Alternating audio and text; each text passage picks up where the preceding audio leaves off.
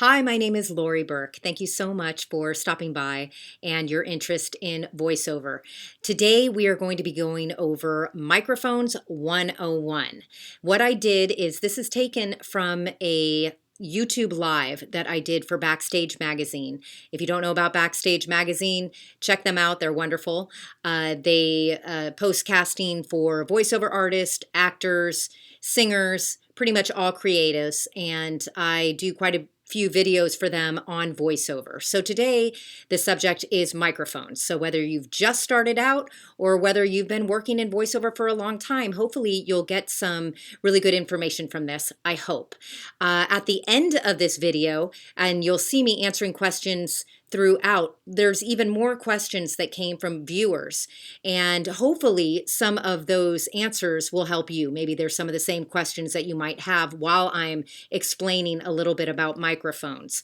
Additionally, please subscribe, please leave comments, leave questions. I would love to know what it is that you want me to cover on this channel. I'm going to be making more and more videos to address questions because I seem to get a lot of them, and one question always leads to another and another, and I really want to know what you think. I would love to know how I can help and how I can inspire you. So I hope you enjoy it, and again, I hope to hear from you, and I hope you have a wonderful day. Keep talking. Hello, everyone. Thank you for joining us. I am Laurie Burke for Backstage, and thank you for being here. I hope you guys are all doing well. Going to see if everything works. Hello, Sherry. Thank you. Hello, Laurie. Hello, Sherry. Thank you for coming in and having comments and things like that. I'm going to take some questions at the end. So hopefully this will be a really informational sort of time together. Now, what we're going to go over today is microphones, okay? Microphones 101. So whether you are just starting out or you've been doing this for a while, this is for you.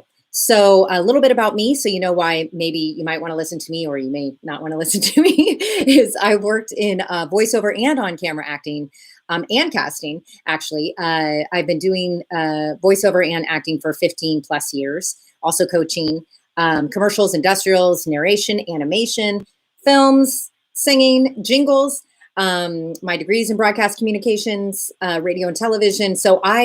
And 8 years on camera hosting also. So I love the voice and every way that we can communicate with each other, especially telling a story with just your voice, is fascinating to me. So that is what brought me here. If you want to know more about that, I'm not going to use up all our time on me, is you could go to my website, laurieburke.com, or go to my YouTube channel, and it will tell you whatever you're interested in. So, but anyway, so we're going to start right now. I'm going to make sure everything is. Hi from Anaheim. Hi. I'm in Los Angeles, by the way. It's hot here. So just so you know, if I start sweating profusely, that's why. And I'm in, this booth, which I'm very used to doing.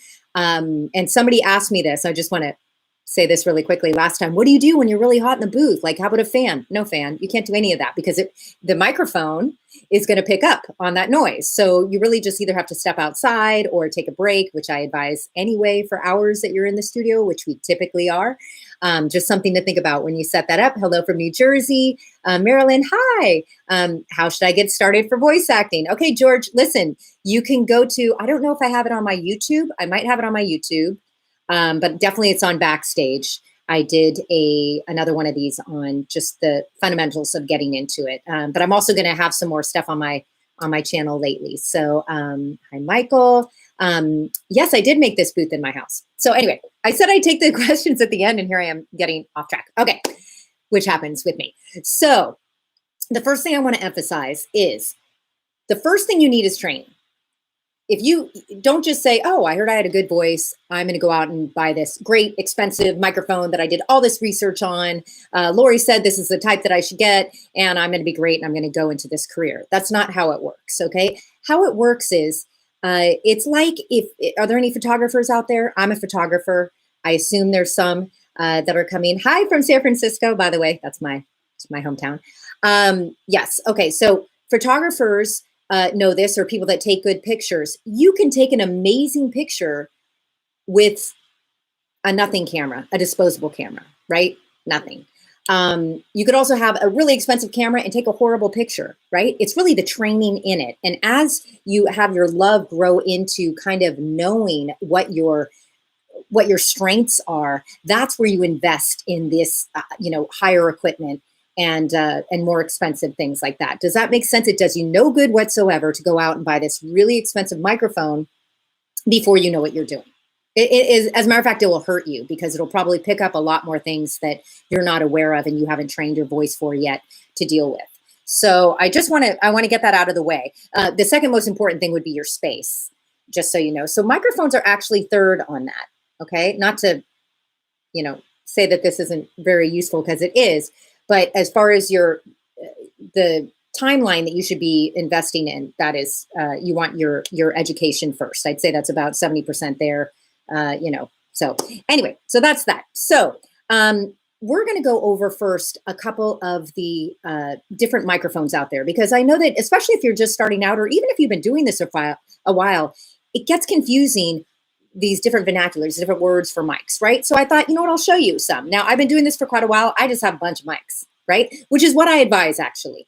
Build up your mic collection. And I'll tell you one really useful thing about that statement is that sometimes mics go bad. Sometimes you have a problem with either a mic cable or it's a microphone, you're not quite sure, but you have something due. And this is if you're a voiceover artist and you're working a lot. You need another mic. You need a backup mic. Okay. I have more stories like that to kind of show you why these different mics in different situations might work for you. Okay. So the first one I'm going to go over, if there's any singers out there, which there should be probably quite a few, I'm going to guess, because it's backstage, and Backstage rocks. They have so many different outlets of creativity. This is a directional mic. This is a Shure Sm58. This is the workhorse of every singer I know, right? These dynamic mics, dynamic is what I meant to say. These dynamic mics, basically this front address straight on, doesn't really pick a lot of the nuances in the back or anything like that. You're straight on. This is, you eat the mic, they call it usually, which is, you get really, really close to the mic. You get intimate to the mic, right? Sometimes a lot of singers you'll see will have lipstick on it even, right? You don't want to do that in your voiceover career, by the way. Don't do that. Better not to wear any lipstick, actually, if you're going to be speaking in there. Anyway, whole other topic. So this is a dynamic mic, right? Again, SM58, Shure, I would always keep this. Here's a little story of why this is also a good mic. It's not what you want when you're building your studio, your voiceover studio. This is not for professional voiceover. That being said, when I first started out, I had already trained, okay? I didn't have a studio like this, but I had a pretty good idea of where I was gonna set up and my idea about the sound. I got a job that it was like one of my first things. I sent out my demo and I got it for a TV station and I had to deliver the next day. This is the only mic I had, okay? I used it. It was great. It was fine. Turned out fine. They put it over a bed of music. So, any other sounds weren't too bad. And it worked okay. Just okay. Now, this, I also have a Sennheiser over here too, but that, again, I just want to tell you, if you're starting out right now, what I'd like you to do is kind of just get really comfortable with your voice. Know how to control your voice, know how to use your voice, know how to do all this stuff before it's amplified even. Okay, so the training is going to come first, right? But to be said, a lot of singers have that mic. And right now, maybe you're like, hey, you know what? I can't really go out and afford to buy a mic, or I can't, I just kind of want to get into this right now and see if I like it. Then set that up and start practicing. Okay, that is not, again, not to be for if you've got clients that you're delivering voiceover files to and you're farther along. Typically, I wouldn't recommend a dynamic mic. Again, I like all mics, but I'm saying for this specific thing. Now, the one that we usually use in studios is a condenser mic, okay? It's usually a large diaphragm condenser mic. I have two right here to show you. This one, I think I saw somebody on the side there say a Rode NT 1A. That's this one right here. And then I also have my Shure, which is a PG47, which they don't really have that much. Sorry, it's 42, but they don't really have that anymore. They don't really make this one anymore, I don't think. But it's a large diaphragm condenser mic. It has a cardioid pattern, which is what you're going to hear a lot. That basically means it's like a heart, okay? And you're talking into, it's a side address, so it would be this way, okay? And also know that there is a front and back to your microphone. There's a lot of people that don't know that. There's a front and back. Usually the front is where the emblem is, but you'll know it if you listen and you talk into the back or you talk into the front, you will know it. Now, what a condenser mic does, you're gonna want to soundproof, or at least know the idea of soundproofing, which I did go over in my other video about setting up your home studio.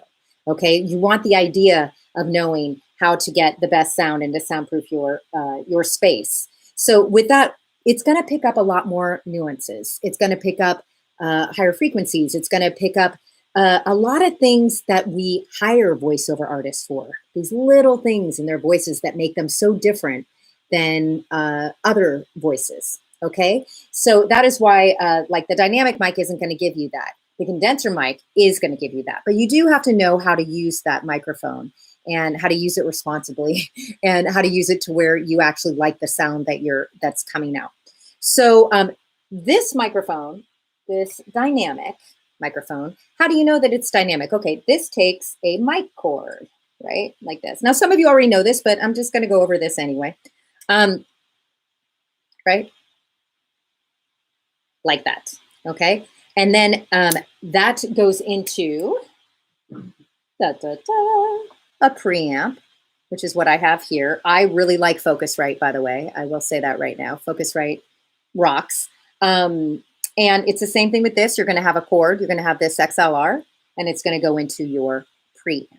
Now, the preamp, that's going to go on a different video because that's just a whole other ball of wax. But I just want you to know that that's how that works, as opposed to the next mic.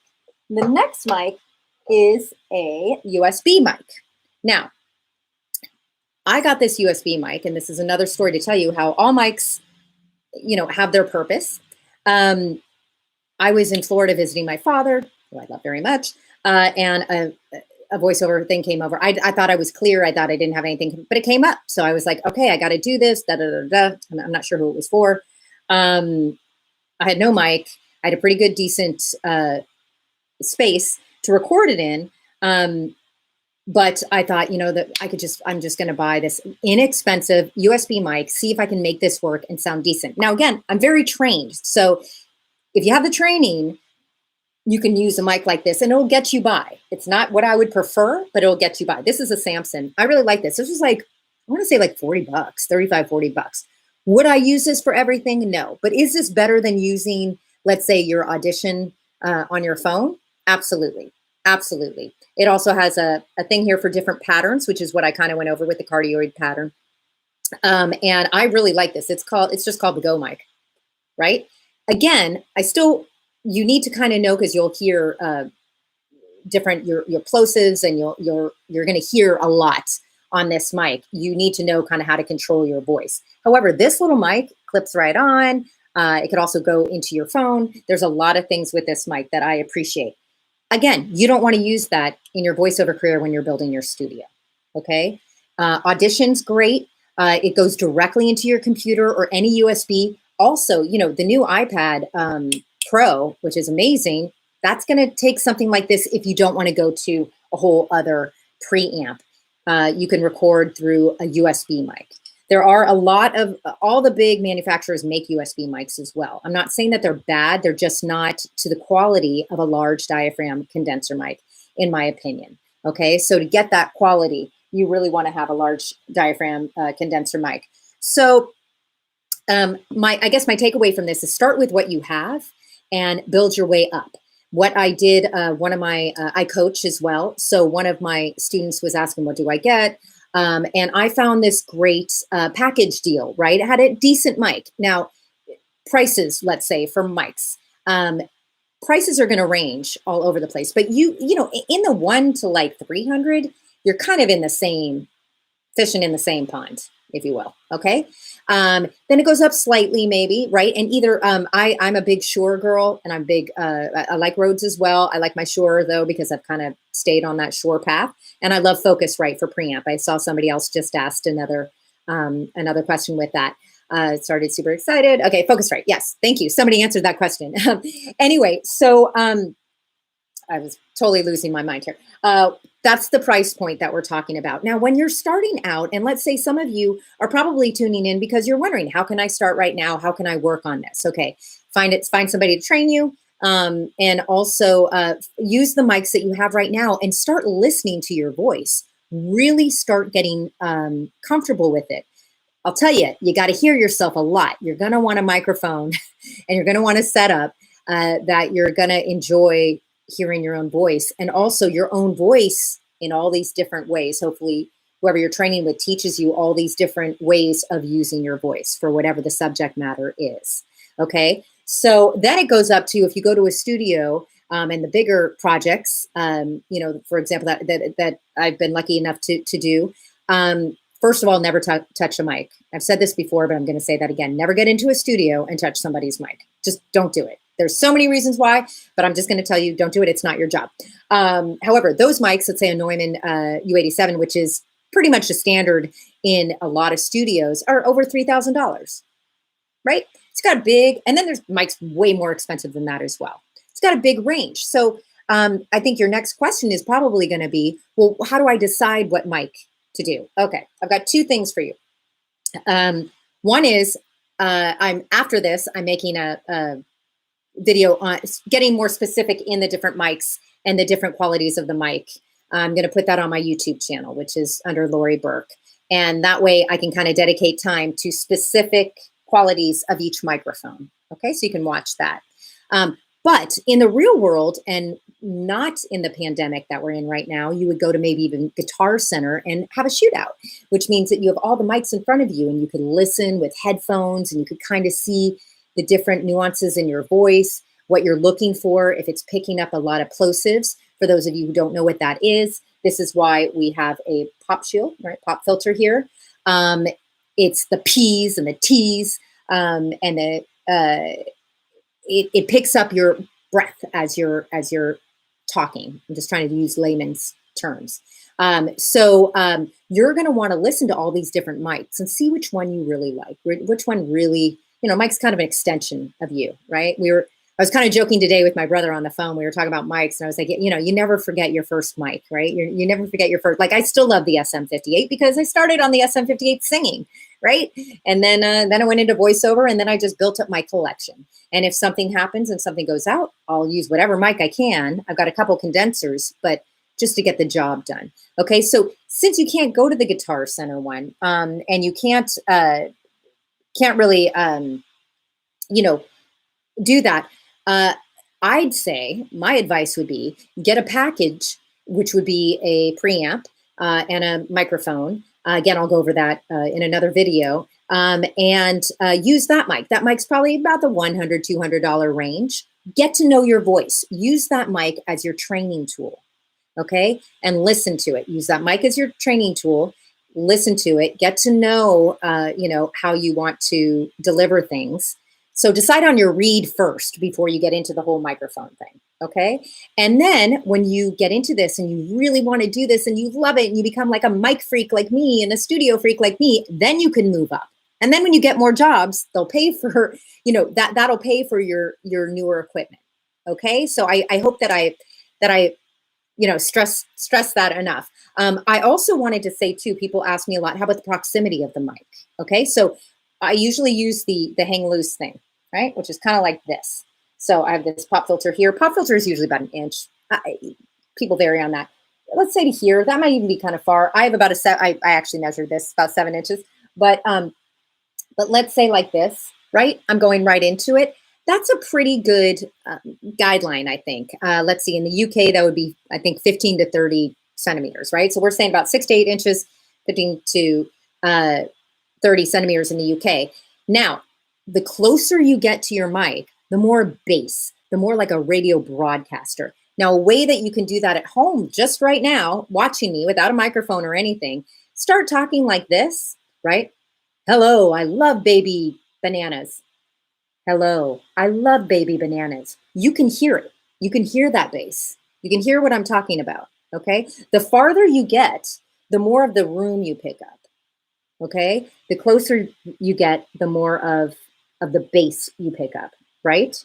So that being said, you're also going to pick up if you have mouth noise or plosives or anything like that, okay? So hopefully that answers a lot of that. Let's take some questions so I can see how would you begin training for someone fresh on the horizon? Okay, as someone who's just been getting interested in this sort of thing, it seems quite intimidating. Nathan, I know it does seem intimidating, right? So hopefully this will help. Like I said, if you have no mic, you can still practice on your voiceover without a microphone. That should really come first. Get a trainer. I mean, I coach. You're happy to, write me, at my website and ask me questions, or hopefully, but find a coach. Find somebody that has done this and knows how to do it, that you feel comfortable with, that makes this somewhat fun as well, because it is a big undertaking. I always say, take an intro class. I used to teach intro classes all the time in San Francisco. And I'd say, half of you are going to decide this is something you want to do. And half of you are going to decide, not really for me, but maybe I want to use my voice better for public speaking. Maybe I want to use it more to read to my kids in funny voices. Maybe I want to explore this more. Maybe I want to study more.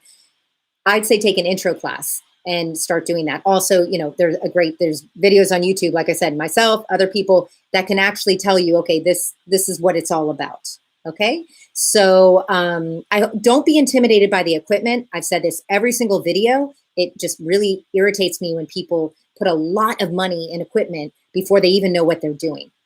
I've said before, it's like buying a Lamborghini and not knowing how to drive. You know what I mean? Why would you do that? So don't be intimidated. Start using your voice. Start kind of figuring out what your niche is and how you want to use it. Okay. Could I use my voice recording app on my phone and my earbuds? Yeah, you could use, of course you could use that for practice. Sorry, could I use she wants to know if she could use it with her earbuds and her phone for practice. Yes. I think it's something that a lot of teachers don't really talk about. You should be constantly listening to your delivery and, dissecting a script and knowing what kind of read you want to do, what kind of emotion you want to convey, because those are the things that book. Okay. Those are the things that book. Again, you could have a most expensive microphone, most expensive equipment. It doesn't matter. If your read is not authentic and it's not delivering an emotion, you're not going to get anywhere. You're just not. And diversity in your voices, it's just not going to work. So let me see another. I sometimes have an issue with hissing coming from my preamp, and I found the issue comes from the tubes having to warm up after being on for a while. Is there a good way to avoid this? I don't know what preamp you have, George. Maybe you can write me later and tell me what kind of preamp you have. Also, sometimes your preamps aren't working correctly with your software. So I don't know if you're on GarageBand, I don't know if you're on Pro Tools, Logic, whatever, but a lot of times, or if your computer, if your operating system is updated, I would look at that first, George, and see if there's something going on there. So yeah, sorry, without more information, I don't really know. Okay, would you recommend the Blue Yeti USB microphone? Again, I'm gonna do a whole new video on microphones on my YouTube, but I'd say right now, if you have a microphone, awesome. Use it, start listening, okay? So if you already have that, La Marie, then great, that's perfect. It's a USB, so in the beginning of this video, I said USBs I think are better for auditions and things like that. I personally really, really love the large condenser, large diaphragm condenser microphone for professional voiceover artists. I also think that auditions should sound as good as possible. So that being said, as I said from the beginning, start work from where you're at. Okay, so best advice technique for minimizing mouth noise. Oh, Stephanie, that is such a good topic. One thing I could just tell you is some people put a pencil here. And if you put a pencil here and you talk right now, Peter Piper picked a pencil, you'll feel all the air. You'll feel what I'm talking about. I went over pop filters in another video. I think it's on my YouTube. But that's what pop filters are for. Another way is if you're off axis. Off axis means you're not directly in front of your microphone. Some voiceover artists are off axis. Some are directly on axis. People differ on their opinions on that. My advice to you would be move around and see if you still have that. I do have a little tip though for you. Drink a lot of water. It's a lot of spit in there. Drink a lot of water and take a bite of an apple. The green ones I think are better. There's something in the pectin that takes that down. So give that a try and hopefully that helped. What source would you recommend for obtaining voice acting jobs auditions?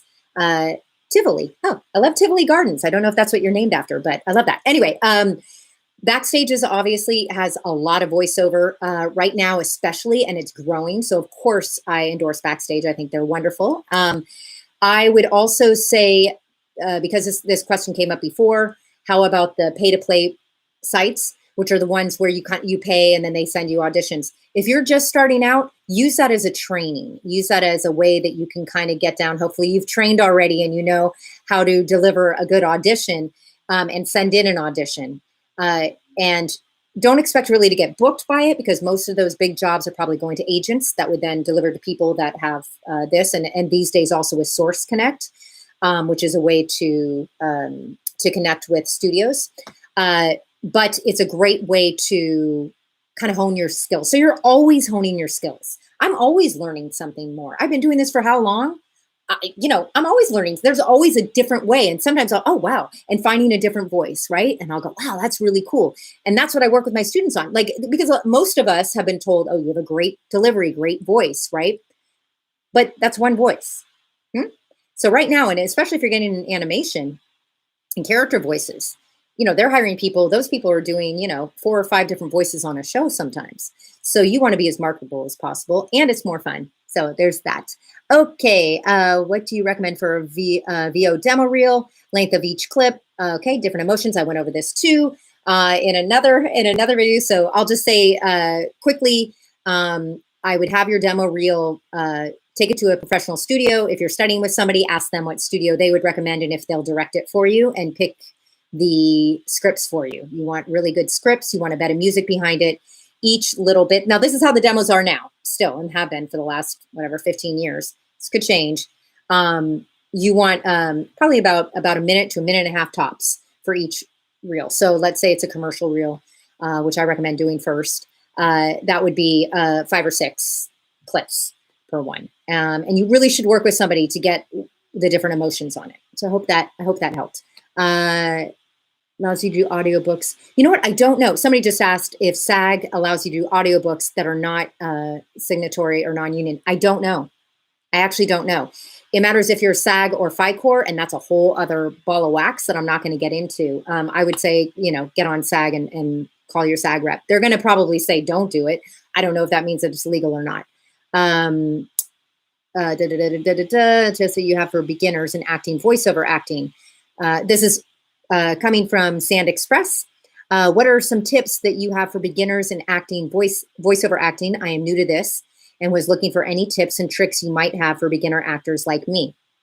Right. Some of the things I already went over, training, right? Even before your microphone gets in the picture, I want you to train, right? The microphone comes after because you're amplifying what you learned. So just think about that, right? Would you want like a really bad singer to be amplified right away that is never trained, maybe that has not the best voice? No, you want that singer. You don't want to hear that louder, right?